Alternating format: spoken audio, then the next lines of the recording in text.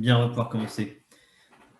La dernière fois qu'on s'était vu, je vous avais parlé de la manière dont les fichiers pouvaient être stockés sur un disque dur.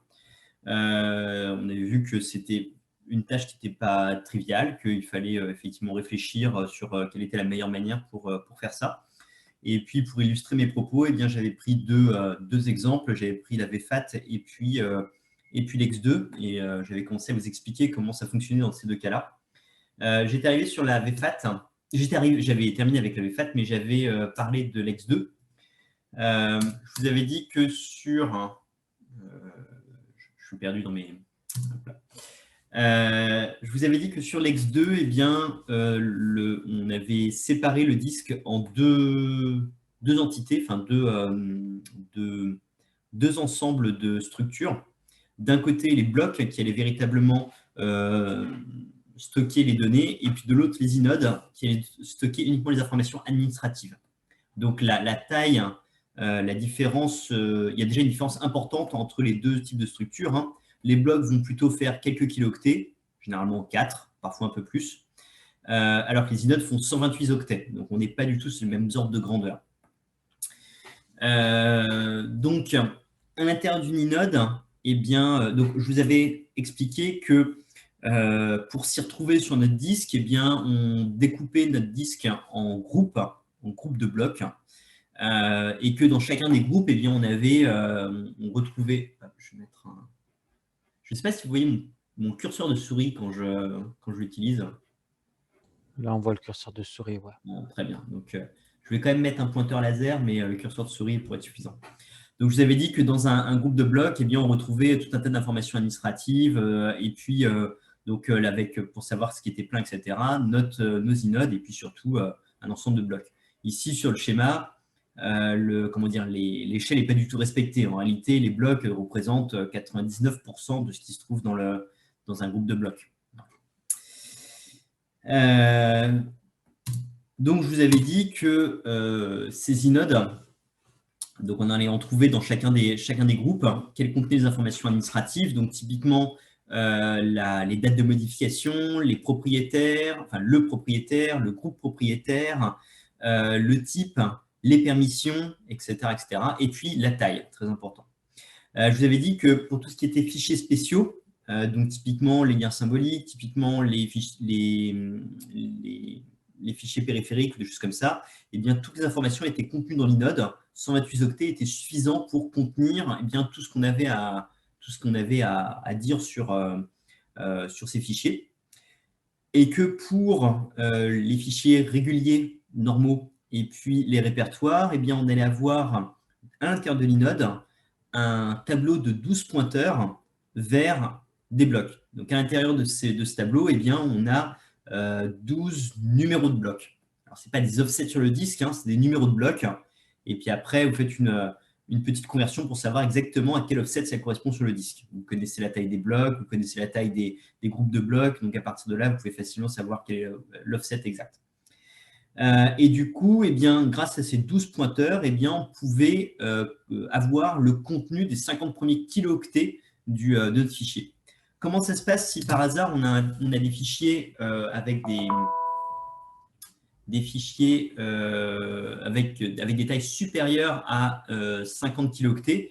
Eh bien, on va avoir un 13e pointeur ici. Donc là, ici, on a les 12 premiers qui pointent vers nos blocs. Le 13e pointeur va pointer vers un bloc qui contient que des pointeurs vers d'autres blocs. Donc, ça veut dire, c'est ce qu'on appelle un bloc indirect, sauf que lui, il fait 4 kilooctets, donc ça veut dire qu'il est capable de stocker grosso modo 1000 adresses de blocs. Donc, grâce à cette technique-là, eh bien, avec un bloc d'indirection, on va être capable d'indexer les 4 mégaoctets de données suivants. Et puis, vous sentez le coup venir, hein, pour indexer au-delà de 4 mégaoctets, eh bien, on va rajouter un 14e pointeur qui va pointer vers un bloc, qui va contenir des pointeurs vers d'autres blocs qui vont contenir des pointeurs vers eh bien, les blocs finaux. Et comme ça, on pourra indexer les 4 gigas suivants. Et puis, récemment, il y a quelques années, il y a une dizaine d'années maintenant, une petite dizaine d'années, eh bien, on a rajouté un pointeur d'indirection supplémentaire de 3e niveau pour pouvoir indexer les 4 terras suivants. Voilà. Et je crois qu'aujourd'hui, on s'arrête à 4 teraoctets. Si vous voulez stocker un fichier de plus de 4 teraoctets, eh bien, il faut le couper. Je suis pas tout à fait sûr, mais je crois que c'est comme ça que ça fonctionne. Donc, le principe, c'est que grâce à ce système-là, eh bien, les fichiers de petite taille peuvent être, on peut rapidement y accéder. Et puis, plus le fichier est gros, plus on a d'indirections, mais plus on peut imaginer que l'utilisateur est prêt à accepter on va dire la baisse de performance parce qu'effectivement, il accède à un fichier qui est plus gros. Et puis, effectivement, on peut se dire, sur un fichier qui fait 4 gigaoctets, donc sur lequel on va devoir accéder à eh bien, plusieurs millions de blocs, qu'est-ce que ça change de rajouter quelques blocs supplémentaires pour les redirections. Donc, effectivement, ça a plutôt du sens. Alors, notre système va allouer en priorité des blocs dans le même groupe de blocs que son inode. C'est-à-dire qu'effectivement, si vous avez eh bien, une inode, donc l'inode table, qui se trouve ici, eh bien, quand vous allez fabriquer ce fichier, en priorité, on va tenter de prendre des blocs qui se trouvent proches de l'inode. Ce n'est pas obligation, hein. Une obligation, on peut très bien avoir des blocs complètement ailleurs sur le disque, mais dans l'objectif de limiter la fragmentation et de limiter les distances à parcourir par la tête de lecture sur le disque, eh bien, on essaye de les rendre les plus proches possibles, quoi. De la même manière, on va essayer eh bien, d'avoir des blocs contigus sur le disque, histoire que quand on commence à lire des blocs, eh bien, on puisse les lire tous ensemble. Alors,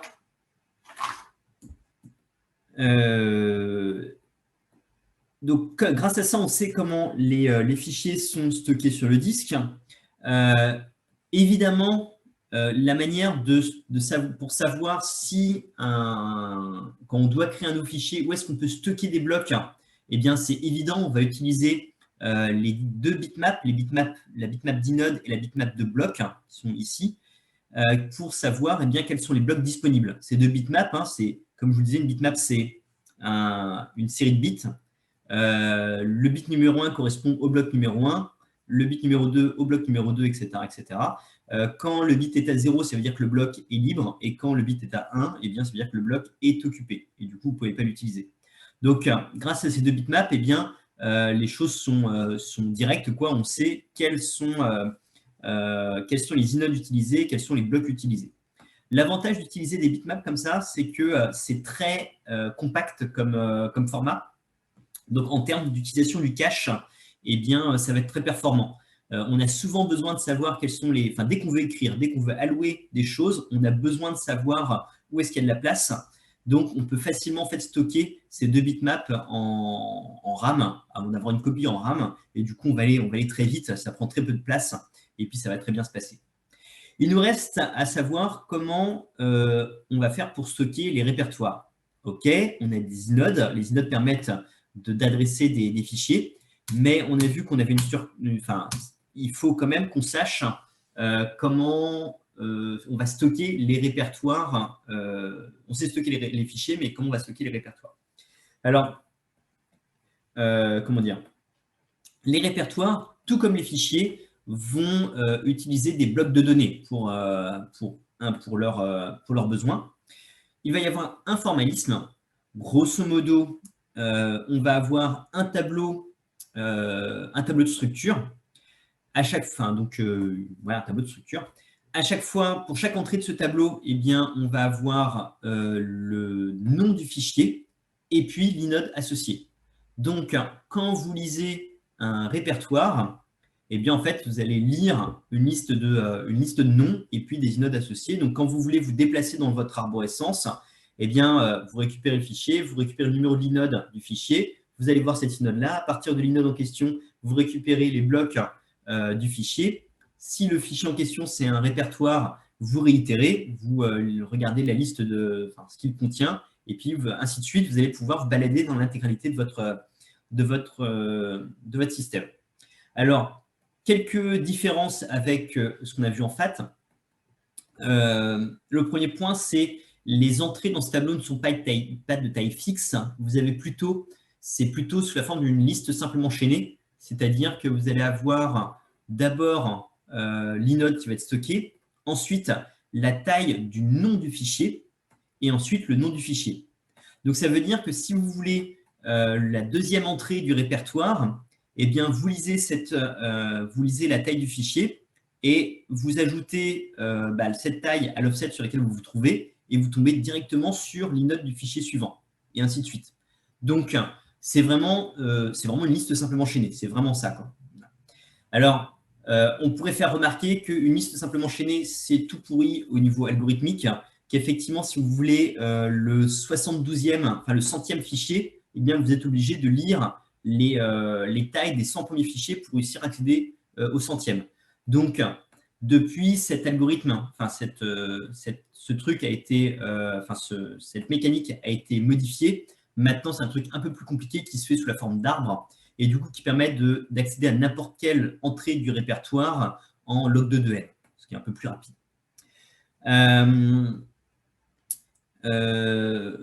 Petite optimisation aussi, c'est si l'inode vaut 0, ça veut dire que l'entrée qui arrive derrière a été supprimée. L'objectif d'une optimisation telle que celle-là, c'est d'accélérer la suppression d'entrées dans des répertoires. Imaginez, vous avez un répertoire avec 1000 entrées, vous supprimez la première, eh bien, si vous n'aviez pas cette optimisation-là, vous êtes obligé de réécrire tout le contenu du répertoire. Alors que grâce à cette optimisation, vous écrivez seulement un octet, enfin un peu plus qu'un octet, 4 octets en réalité, et voilà, l'entrée est simplement supprimée. Vous savez qu'il faut l'ignorer pour les entrées, enfin pour la suite. Autre particularité de SystemX2, c'est que vous avez systématiquement une entrée point, une entrée point. Donc, ça veut dire qu'à l'intérieur de votre répertoire, eh bien, si vous voulez, vous êtes en train de lire un répertoire et vous voulez l'inode correspondant à ce répertoire, ce qui est ultra pratique parce que c'est dans l'inode que sont stockées eh bien, certaines informations administratives, eh bien, vous avez forcément une entrée point et du coup, eh bien, vous pouvez directement avoir l'inode associé à votre répertoire. De la même manière, si vous voulez remonter d'un cran dans votre arborescence, vous avez forcément une entrée point, et du coup, vous savez que eh bien, vous pouvez remonter sur le répertoire parent. Donc, l'intérêt de ça, c'est que vous n'avez pas besoin de stocker le chemin complet de du répertoire dans lequel vous êtes en train de travailler. Vous récupérez simplement votre répertoire et peu importe où est-ce que ça se trouve dans l'arborescence. Alors, vous allez me dire, oui, c'est une petite optimisation. Pensez au cas où pendant que vous êtes en train de traiter un répertoire, quelqu'un est en train de déplacer ce répertoire, un autre programme est en train de le déplacer. Eh bien, dans un cas, vous allez, si vous avez une entrée point, eh bien, tout ça, ça reste relativement atomique. Si vous montez dans l'arborescence, eh bien, vous allez remonter dans le nouvel emplacement de votre répertoire. Alors que si vous avez des répertoires, enfin, si vous êtes obligé de maintenir le répertoire en mémoire, potentiellement, ça peut être un peu plus compliqué à gérer. En tout cas, ça pose des problèmes. Alors, il existe de la documentation sur l'X2. Là, j'ai mis l'adresse sur laquelle vous pouvez trouver des choses. Il existe aussi des outils qui permettent de facilement avoir des informations techniques de debug sur le fonctionnement sur les file system X2, en particulier Tune2FS, qui permet d'avoir typiquement d'avoir le numéro d'inode associé à un fichier, d'avoir l'ensemble des blocs associés à un fichier, ce genre de choses. Faites attention avec cet outil, hein, on peut casser des partitions avec ça, mais grosso modo, ça permet de voir comment ça se passe à l'intérieur. Monsieur ? Oui. J'ai une question. En fait, là, on a dit que c'est une liste, une dimension pour les inodes et qu'on baille un tableau d'inodes. Est-ce que c'est juste une différente chose, une structure, c'est la même structure ou pas? Parce qu'au début, on a dit que c'est une liste des inodes et puis on baille un inode table. C'est comme si c'était un tableau, une dimension des inodes. Alors, le son est un peu moyen, mais du coup, je vais essayer de répondre à votre question. Donc, effectivement, la table des inodes que vous trouvez là, eh bien, on parle bien de cette table-là. c'est bien la même chose. Hein. Donc, effectivement, vous avez ici, dans votre répertoire, eh bien, vous avez, on va dire que le fichier VeryLongName se trouve est associé à l'inode 40525. On va faire un peu de mathématiques pour convertir l'inode 40525 en offset sur le disque. On va savoir que, parce que l'inode 40525 est peut-être pas forcément sur le premier groupe de blocs, donc il faut regarder, on va faire un modulo, et puis pour savoir dans quel groupe de blocs ça se trouve, et puis après on va tout décaler, etc. Et à la fin, vous allez pouvoir savoir eh bien, à quel offset sur le disque se trouve l'inode en question, et du coup, vous allez avoir les informations sur cette inode. Est-ce que j'ai répondu à votre question ou est-ce que je suis à côté de la plaque? Oui, c'est bon. Merci.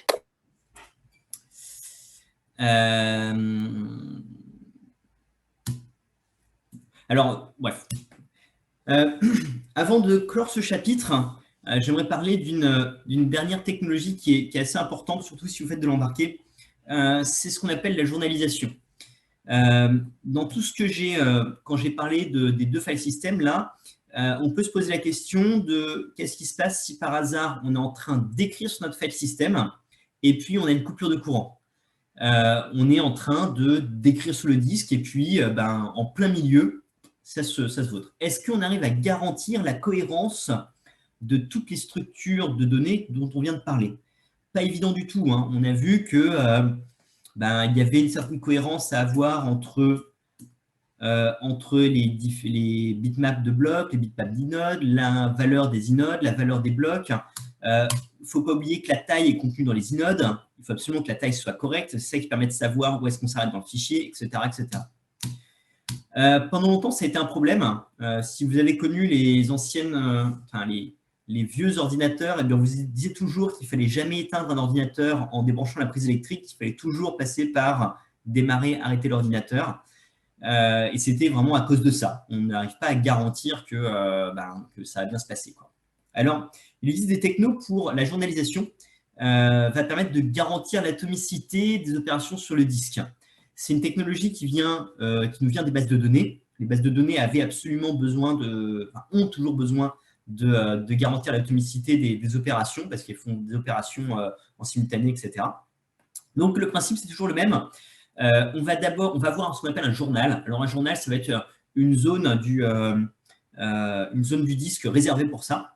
On va d'abord écrire dans le journal ce qu'on se prépare à faire. Et puis, un peu plus tard, eh bien, on va prendre ce qu'il y a dans le journal et on va écrire le contenu du journal, enfin, l'opération qui était dans le journal, eh bien, sur le disque. Et ensuite, on va écrire, une fois qu'on a effectué cette opération, eh bien, on va écrire un message de commit dans le journal. Donc, ce qui va se passer, c'est que si le système plante, eh bien, au redémarrage, on va lire le journal. Alors, on va le dérouler, on va regarder chacune des opérations. Si pour une opération, il y a un commit associé, ça veut dire qu'on n'a pas besoin de vérifier et que l'opération a été effectuée. S'il n'y a pas de commit associé, à ce moment-là, on vérifie si l'opération est intègre. Grosso modo, on va vérifier le hash, le CRC, la checksum, appelez ça comme vous voulez, associé à l'opération. Et si le CRC est correct, ça veut dire que cette opération a été correctement écrite dans le journal. Donc, on peut l'exécuter maintenant et on va pouvoir la committer maintenant. Si, en vérifiant le hash, on se rend compte que l'opération n'a pas été écrite intégralement sur le disque, à ce moment-là, on l'ignore. Et ça veut dire que, certes, cette opération-là, qui était demandée par l'utilisateur, a été perdue. Elle n'a pas été effectuée. Mais au moins, on est dans un état stable de notre file system. Votre utilisateur, il récupère son système tel qu'il était peut-être 300 millisecondes avant la coupure de courant. Un truc dans ce genre-là. Voilà, donc très très peu de temps avant la coupure de courant. Ça reste un système qui n'est pas corrompu. Voilà, on a juste perdu quelques opérations. Alors, évidemment, la première,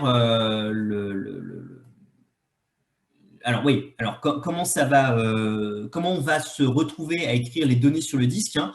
Eh bien, on commence, donc une fois qu'on a des choses dans le journal, on écrit d'abord les données sur le disque, on s'assure qu'elles ont été correctement écrites, et puis de toute façon, si ça plante à ce moment-là, on pourra toujours rejouer l'entrée du journal. Et si on arrive à écrire correctement les données sur le disque, eh bien, on commit l'entrée du journal. Alors, pour des raisons de performance, les entrées dans le journal ne sont pas forcément écrites dans l'ordre dans lequel elles apparaissent dans le journal. On peut avoir, des entrées dans le journal numéro 1, 2, 3, 4, et après, sur le disque, on va d'abord écrire la 3, puis la 2, puis la 1, puis la 4. Ça peut être des choses comme ça. Donc, votre système d'exploitation fera un peu attention aux contraintes de précédence. Il y a des opérations qui ne peuvent pas être réordonnancées n'importe comment, parce que si ça se plante en plein milieu, eh bien, on va être dans un état incohérent. Typiquement, quand vous avez des déplacements de fichiers avec des opérations qui ne peuvent pas être mélangées. Alors, si on prend un outil comme DebugFS,